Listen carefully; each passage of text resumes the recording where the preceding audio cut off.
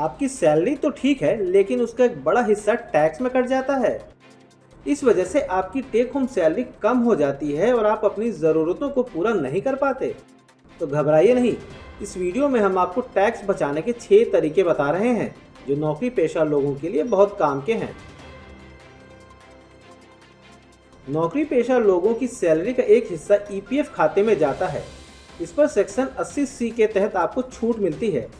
PF account में सालाना 1.5 लाख रुपए तक के निवेश पर टैक्स छूट मिल सकती है, पर आमतौर पर इस अकाउंट में इतना पैसा जाता नहीं है। ऐसे में आप वीपीएफ यानी वॉलंटरी प्रोविडेंट फंड के जरिए पीएफ में अपना योगदान बढ़ा सकते हैं और टैक्स बचा सकते हैं।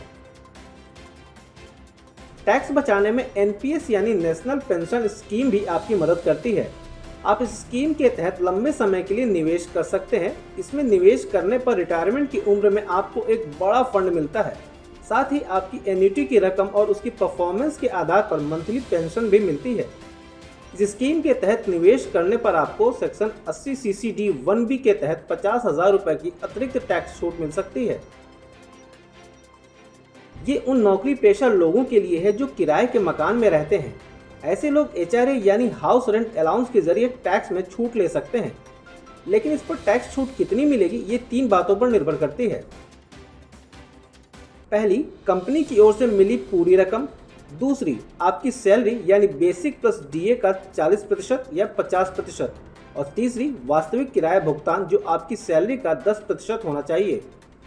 इन तीनों का हिसाब लगाने पर जिसमें भी सबसे कम रकम निकलती है उसे आप टैक्स छूट के तौर पर इस्तेमाल कर सकते हैं।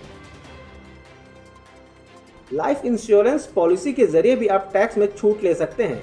इनकम टैक्स एक्ट के सेक्शन 80C के तहत आप इसमें टैक्स में छूट का फायदा ले सकते हैं। इसकी भी अधिकतम सीमा 1.5 लाख रुपए है। अगर आपने अपने लिए मकान, जमीन या फ्लैट वगैरह खरीदने के लिए बैंक से लोन लिया है तो आप होम लोन के लिए ली गई राशि और इस पर लगने वाले ब्याज दोनों पर टैक्स छूट ले सकते हैं। होम लोन की मूल राशि के 1.5 लाख रुपए सालाना पर आप टैक्स छूट ले सकते हैं। वहीं सेक्शन 24 के तहत मूलधन पर लगने वाले 2 लाख रुपए तक के ब्याज पर टैक्स छूट ले सकते हैं।